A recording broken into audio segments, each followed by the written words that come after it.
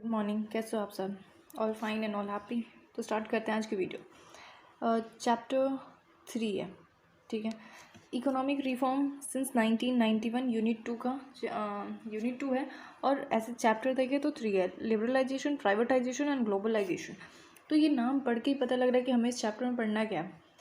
Liberalisation के बारे में ये सब चीज़ें सुनी तो होंगी आपने कहीं ना कहीं से, हवा में उड़ते उड़ते। तो यहाँ पे आज हम डिटेल में बात करेंगे। हम आज इसमें लिबरलाइजेशन की बात करने वाले हैं, रीजंस क्या थे इकोनॉमिक रिफॉर्म आने की ये बात करने वाले हैं। प्राइवेटाइजेशन और ग्लोबलाइजेशन हम नेक्स्ट वीडियो में बात करने वाले हैं। ये रहा ओवरव्यू। नेक्स्ट स्टार्ट करते हैं। अब बेसिकली रिफॉर्म्स होते क्या हैं, इस बात से स्टार्ट करते हैं कि रिफॉर्म्स जो हैं ये होते क्या हैं। जब कोई पॉलिसी बनी होती है, कोई भी चीज़ें चल रही होती है कंट्रीज़ में, बहुत सारे ऐसे पॉलिसीज़ होती हैं और इकोनॉमिक पॉलिसीज़, लॉज, अमेंडमेंट्स, ये सब कुछ होता है। कॉन्स्टिट्यूशन का नाम सुना ही होगा आपके, एनसीईआरटी की हर एक बुक के स्टार्टिंग में ही प्रीएम्बल्स दे रखे हैं, तो वो डिफ़ाइन करते हैं कहीं ना कहीं कॉन्स्टिट्यूशन को। और कॉन्स्टिट्यूशन में क्या होते हैं, कुछ लॉज होते हैं, अमेंडमेंट्स होते हैं, पॉलिसीज़ होती हैं जिससे कि देश को, एक कंट्री को चलाया जाता है, ठीक है। तो ये रही बात कि लॉज और पॉलिसीज़ की। अब इन पॉलिसीज़ में, ये जो भी पॉलिसीज़ होती हैं, अमेंडमेंट्स होते हैं, चेंजेस लाने होते हैं, तो इनके बीच में अगर मतलब इन चीज़ों में कहीं पे भी कोई भी कमी आती है या फिर उसकी वजह से गलत इम्पैक्ट पड़ रहा है कंट्री के ऊपर, अच्छा चीज़ होने की बजाय और बुरी चीज़ें हो रही हैं, जीडीपी इंक्रीज़ होने की बजाय और डिक्रीज़ हो रही है, तो इन सारी कंडीशंस में क्या किया जाता है, रिफॉर्म्स किए जाते हैं, अमेंडमेंट्स किए जाते हैं।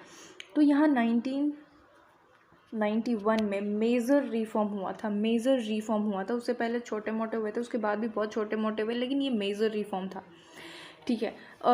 तो रिफॉर्म करने के पीछे वजह क्या थी, आखिर रिफॉर्म करा क्यों गया? तो पहली बात कि फिजिकल डेफिसिट जो कि बहुत ज़्यादा बढ़ रखी थी।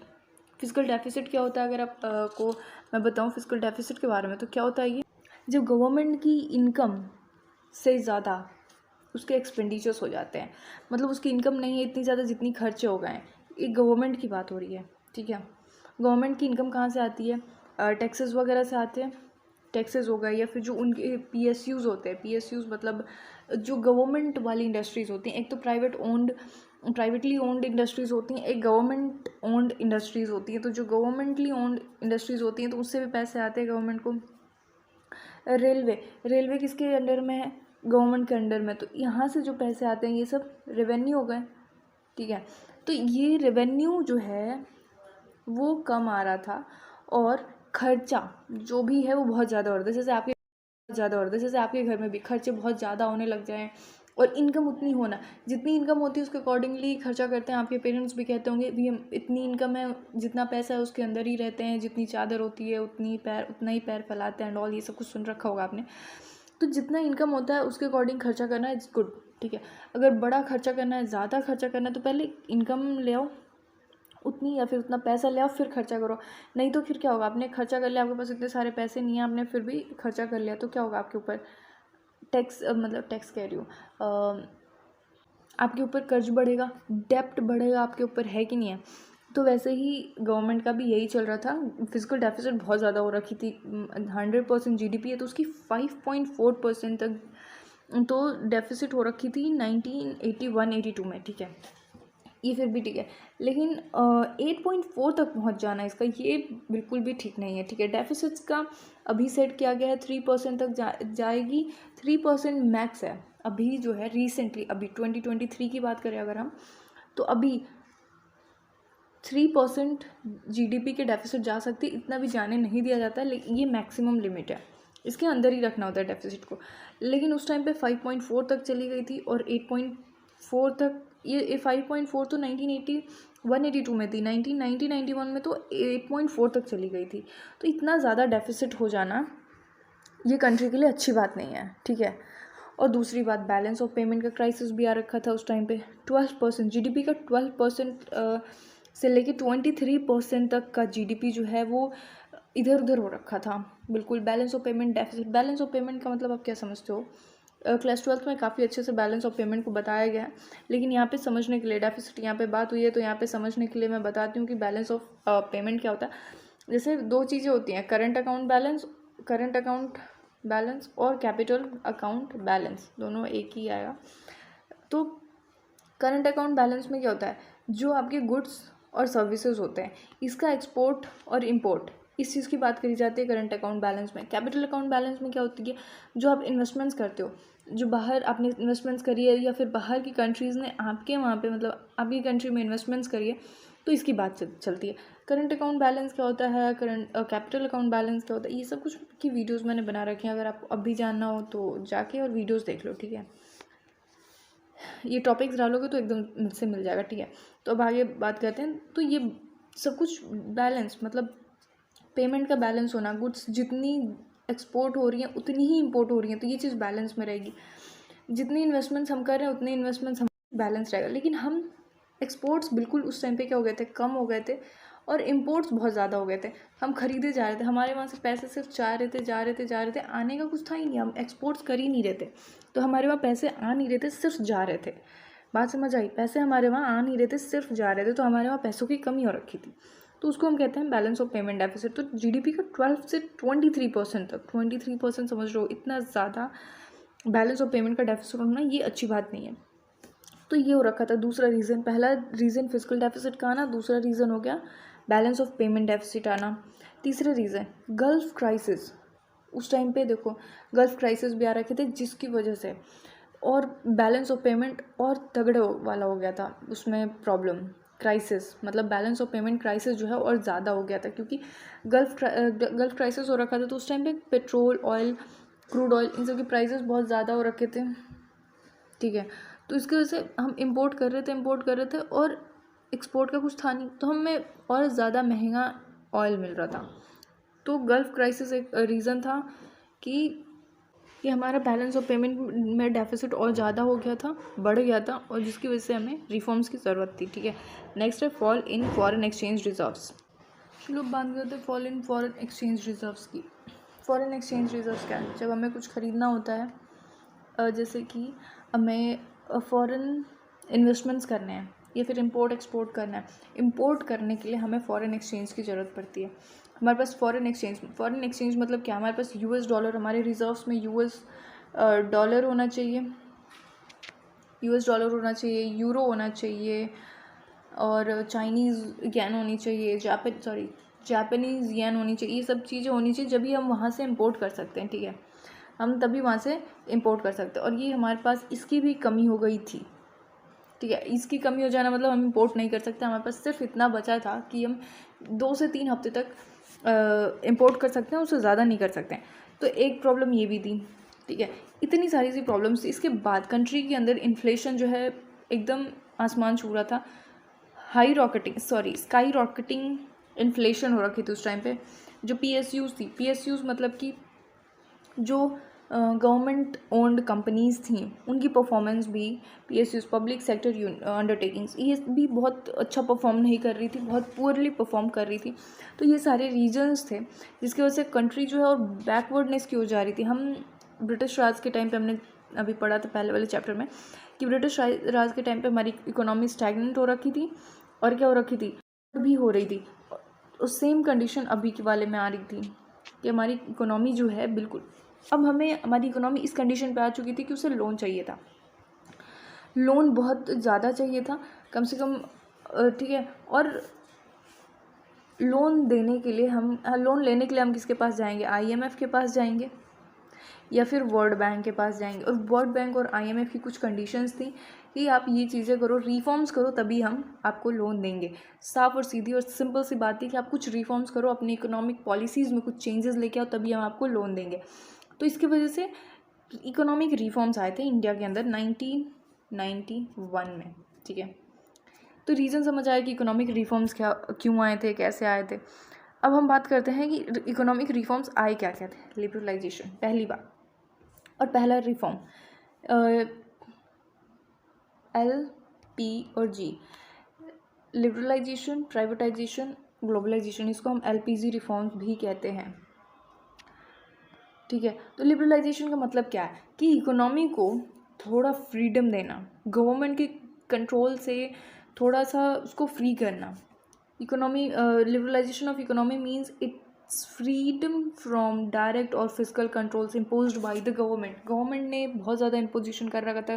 जैसे हमने पहले वाले चैप्टर में पढ़ा है कि गवर्नमेंट का कितना ज़्यादा कंट्रोल था हमारे जो कंपनीज़ हैं, जब इनिशियल स्टेज था आफ्टर इंडिपेंडेंस, तो उस टाइम पे क्या हो रखा था, सबसे ज़्यादा कंट्रोल किसका था, गवर्नमेंट का था सारी कंपनीज पे। बस एक हमने याद है आपको 3 उसमें बांट रखा था, जिसमें कि एक पूरी गवर्नमेंट ओन्ड कंपनी होगी, एक में गवर्नमेंट ओन्ड कंपनी होगी लेकिन प्राइवेट सेक्टर भी कुछ काम कर सकता है, और तीसरी प्राइवेट सेक्टर वाली होगी, लेकिन इसमें बहुत कम गुड्स एंड सर्विसेज प्रोड्यूस हो रहे थे, या फिर ये स्मॉल स्केल इंडस्ट्रीज़ हुआ करती थी। और कोई भी इंडस्ट्रीज़ अगर आए तो उसे लाइसेंस की ज़रूरत पड़ती थी, ठीक है। तो इन बहुत ज़्यादा रूल्स और रेगुलेशंस थे कि पहले ये करो फिर वो करो, यहाँ तक कि मार्केट में एंटर करने के लिए तो था ही था लाइसेंस, मार्केट को छोड़ने के लिए भी लाइसेंस था। मतलब एक तरीके से गवर्नमेंट की पूरी मोनोपोली चल रही थी। मोनोपोली क्या होती है, इसकी वीडियो मैंने बना रखी है, अगर आपको समझना है और आप समझना चाहते हो तो देख सकते हो, इट वुड हेल्प यू, ठीक है। तो गवर्नमेंट की पूरी फुल मोनोपोली हो रखी थी। तो उस टाइम पे भी उस टाइम पे तो इनिशियली ये सब कुछ ठीक था, लेकिन अब इन सब चीज़ों को चेंज करने की ज़रूरत थी। लिबरलाइजेशन में सिर्फ इंडस्ट्रियल चीज़ों को नहीं लिबरलाइज करना था, और भी बहुत सारी चीज़ें थी जो कि हम धीरे धीरे देखेंगे। Free from industrial licensing system, price control on goods, import licence, import वाली चीज़ें भी थी। इंपोर्ट पे भी कितने सारे रिस्ट्रिक्शंस थे, और इंपोर्ट भी हो रही थी। और सेम कंडीशन अभी के वाले में आ रही थी कि हमारी इकोनॉमी जो है बिल्कुल, अब हमारी इकोनॉमी इस कंडीशन पे आ चुकी थी कि उसे लोन चाहिए था, लोन बहुत ज़्यादा चाहिए था, कम से कम, ठीक है। और लोन देने के लिए लोन लेने के लिए हम किसके पास जाएंगे, आईएमएफ के पास जाएंगे या फिर वर्ल्ड बैंक के पास जाएंगे। और वर्ल्ड बैंक और आईएमएफ की कुछ कंडीशंस थी कि आप ये चीज़ें करो, रिफॉर्म्स करो, तभी हम आपको लोन देंगे। साफ और सीधी और सिंपल सी बात थी कि आप कुछ रिफॉर्म्स करो, अपनी इकोनॉमिक पॉलिसीज़ में कुछ चेंजेस लेके आओ, तभी हम आपको लोन देंगे। तो इसकी वजह से इकोनॉमिक रिफॉर्म्स आए थे इंडिया के अंदर 1991 में, ठीक है। तो रीज़न समझ आया कि इकोनॉमिक रिफॉर्म्स क्यों आए थे, कैसे आए थे।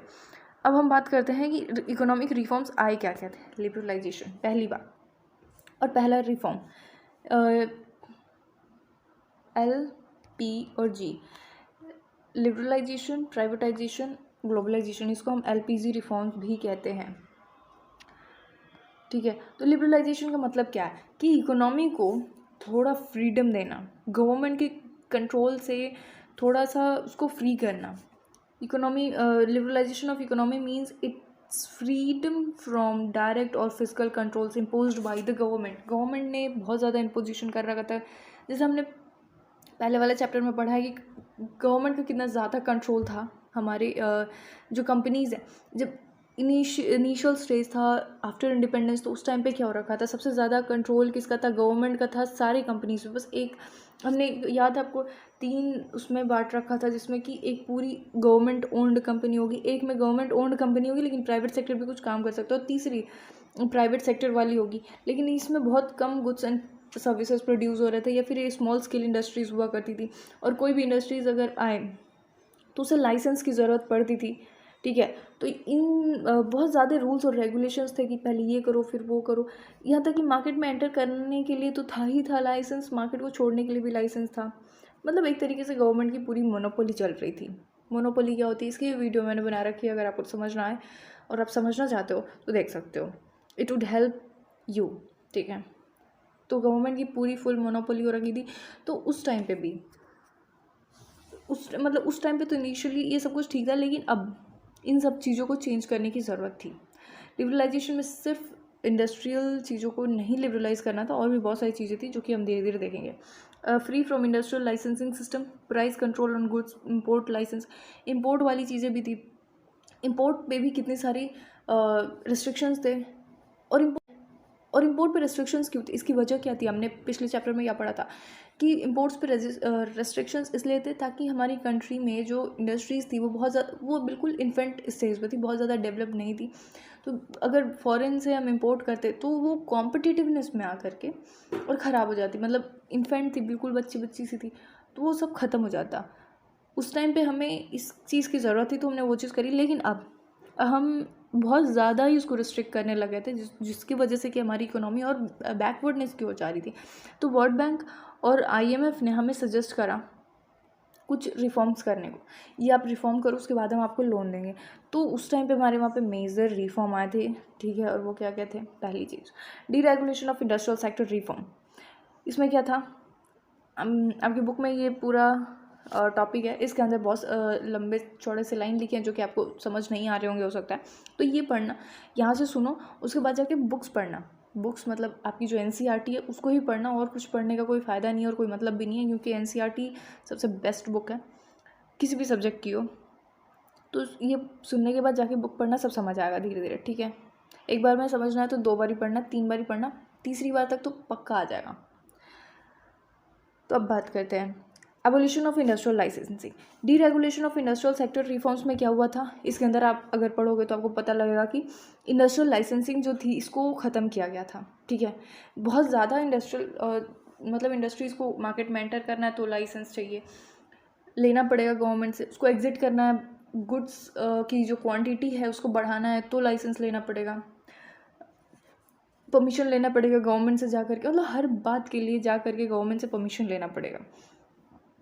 तो इसको ख़त्म किया गया पहली बात तो, कि इतना ज़्यादा ज़रूरत नहीं है कि परमिशन लिया जाए गवर्नमेंट से। दूसरी बात, contraction of public sector, public sector को थोड़ा कॉन्ट्रैक्ट किया गया, मतलब पब्लिक सेक्टर यूनिट्स को प्राइवेटली ओन्ड बनाया गया, क्योंकि प्राइवेटली ओन्ड जो है वो कुछ ना कुछ अपना वेलफेयर भी देखती हैं, और जीडीपी हमने पहले वाले चैप्टर में पढ़ा था, प्राइवेटली ओन्ड होती हैं तो उसमें क्या मेरिट्स और डीमेरिट्स होते हैं।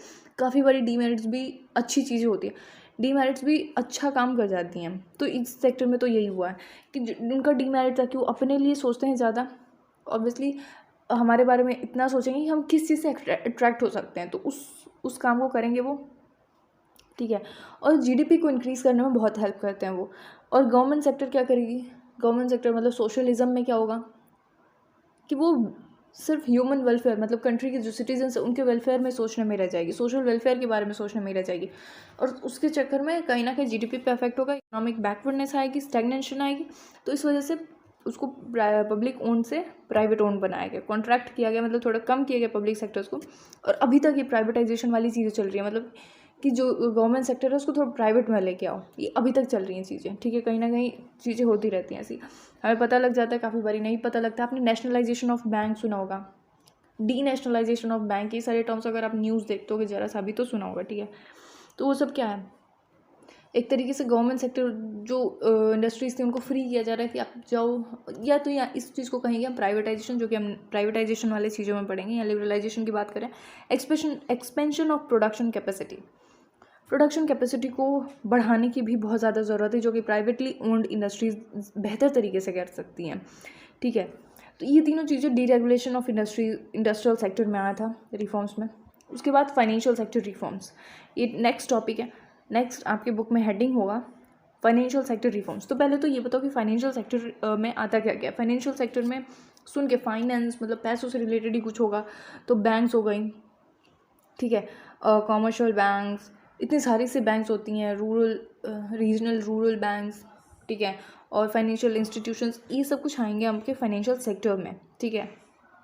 और भी चीज़ें आएंगी जैसे कि stock exchange market, foreign exchange market, तो ये सारी चीज़ें आपकी किस चीज़ में आएंगी, फाइनेंशियल सेक्टर में आएंगी। तो अब बात फाइनेंशियल सेक्टर में क्या आता है ये पता लगे, तो अब इसमें रिफॉर्म्स क्या हुए। देखो जो आरबीआई थी, आरबीआई इसके बारे में आपने सुन रखा होगा। आरबीआई क्या करती है, ये सबसे मेन है, बैंकों का बैंक कहलाता है ये, है कि नहीं है। तो आरबीआई क्या कर रही थी कि ये रेगुलेट करती थी, सारे बैंक्स को ये रेगुलेट करती थी, रेगुलेशन का काम करती थी, ठीक है। तो रिफॉर्म हुआ तो उसके बाद इसको क्या कहा गया कि आप रेगुलेटर हो तो ठीक है, लेकिन आप फैसिलिटेटर बनो, चीज़ों को आप फैसिलिटेट करो, ठीक है। पहली तो ये बात, फैसिलिटेट करने का मतलब क्या, जब रेगुलेटर थी तो क्या होता था, रेगुलेटर थी तो इंटरेस्ट रेट को रेगुलेट करना ये सब कुछ आरबीआई करती थी। कॉमर्शियल बैंक को या कोई से भी बैंक हो, रीजनल रूरल बैंक, उन सबका इंटरेस्ट रेट कौन डिसाइड करता था, आरबीआई करती थी। तो इसको हम कहेंगे रेगुलेटर, वो रेगुलेटर वाला काम था, ठीक है। अब फैसिलिटेटर में क्या है, जो कॉमर्शियल बैंक है वो अपने अपने इंटरेस्ट रेट्स को खुद देख रहे हैं, तो उसमें आप उसको फैसिलिटेट करो, उसमें आप उसको हेल्प करो, कॉमर्शियल बैंक्स को हेल्प करो, ठीक है। तो रेगुलेटर से फैसिलिटेटर का काम करने, ये समझ आया। Allowed foreign investors to invest, foreign investors जो है वो इन्वेस्ट कर सकते हैं हमारे कंट्री में, इस चीज़ को अलाउ करा। फॉरेन इन्वेस्टर्स कौन होते हैं, हो सकता है फॉरेन में बड़े बड़े बिजनेसमैन्स हो गए, या फिर खुद एक कंट्री जो है वो इन्वेस्ट, उसके पास पैसे हैं एक्स्ट्रा, तो वो इन्वेस्ट करना चाहती है और अपने पैसे बढ़ा, तो वो इन्वेस्ट करना चाहती है और अपने पैसे बढ़ाना चाहती है। इन्वेस्ट करेगी तो उसको रिटर्न भी तो मिलेगा, तो वो इन्वेस्ट करेगी। तो इन्वेस्टर्स को अलाउ करा कि येस आप इन्वेस्ट कर सकते हो, ठीक है। पहले ये सब कुछ नहीं था। इस बात का डर था कि अगर कोई कंट्री इन्वेस्ट करेगी हमारे वहाँ पे, या फिर पैसे लगाएगी, इंपोर्ट हम बहुत ज़्यादा करेंगे, एक्सपोर्ट बहुत ज़्यादा करेंगे, तो हम क्या हो जाएंगे, हम वापस से गुलाम बन जाएंगे, हम वापस से कॉलोनियल रूल में आ जाएंगे, ठीक है। तो इन सारे डरों की वजह से नहीं हो रहा था ये सब काम, लेकिन वर्ल्ड बैंक और IMF से लोन चाहिए था, तो ये सब कुछ करना पड़ा। और उसके बाद ऑब्वियसली चीज़ें अच्छी हुई। वर्ल्ड बैंक और IMF क्या होता है, ये अगर समझ जाओगे तो ये सब कुछ अच्छे से समझ आएगा। और इसकी वीडियो मैंने बना रखी है, यहाँ पे समझाना मतलब एक बहुत बड़ी सी वीडियो बन जाना, ये खुद एक चैप्टर बहुत बड़ा सा है, तो यहाँ पे वो सब रहने देते हैं, ठीक है। वीडियोज़ हैं उसकी, अगर देखना चाहो तो देख सकते हो, अगर कहो तो मैं लिंक यहाँ पे भी प्रोवाइड कर दूँगी, आप देख लेना, ठीक है। Allowed foreign investors to invest, ये देख लिया हमने। Establishment of private sector banks, पहले प्राइवेट सेक्टर बैंक्स थी ही नहीं, सारी की सारी जो भी बैंक्स थी वो पब्लिक सेक्टर बैंक्स थी, तो अब उसको प्राइवेट सेक्टर बनाया गया, ठीक है। नेक्स्ट रिफॉर्म्स क्या हुए थे, टैक्स रिफॉर्म्स। टैक्स के अंदर भी रिफॉर्म आए थे। पहले बहुत ज़्यादा टैक्स लिया जाता था, इनकम टैक्स हो गया, मतलब बहुत ज़्यादा टैक्स लिया जाता था, ठीक है। और उसकी वजह से क्या होता था, लोग अपनी कमाई को छुपाने लग गए थे, ताकि हम जितना कम दिखाएंगे अपना इनकम, उतना कम हमसे टैक्स लिया जाएगा, तो इवेज़न बहुत ज़्यादा होने लग गया था। तो उसके बाद रिफॉर्म आने के बाद क्या किया गया, टैक्स को मॉडरेट लेवल पे किया गया, जिसकी वजह से एक फ़ायदा हुआ कि जो लोग हैं वो अपने इनकम्स को छिपाते नहीं थे, एक्सपोज भी करते थे, ठीक है, क्योंकि अब टैक्सेस कम लगने लग गए। और इसकी वजह से सेविंग्स भी लोग ज़्यादा करने लगे, टैक्स कम लग रहे हैं, उनकी इनकम मान लो 10 रुपये है, पहले टैक्स बहुत ज़्यादा थी, 6 रुपये तो टैक्स ही थी, उनके पास बचता ही सिर्फ 4 रुपये था, 4 रुपये में अपना कंजम्पशन एंड ऑल सब कुछ करते थे, ठीक है। अब उनका टैक्स जो है 6 से 3 रुपये या 2 रुपये कर दिया गया है, तो उनके पास पैसा ज़्यादा, अब 8 रुपये बच रहा है, पहले सिर्फ 4 रुपये बच रहा था। एग्जाम्पल है, इतना इनकम किसी का नहीं होता, तो पहले सिर्फ 4 रुपये बच रहा था, अब 8 रुपये बच रहे, तो वो सेविंग्स भी कर सकते हैं। सेविंग्स करेंगे तो इन्वेस्टमेंट करेंगे, इन्वेस्टमेंट करेंगे तो देश का भला ही होगा, GDP इंक्रीज़ होगी, ठीक है। तो टैक्स रिफॉर्म्स भी देख लिए हमने। Foreign exchange reforms, free the determination of rupee value.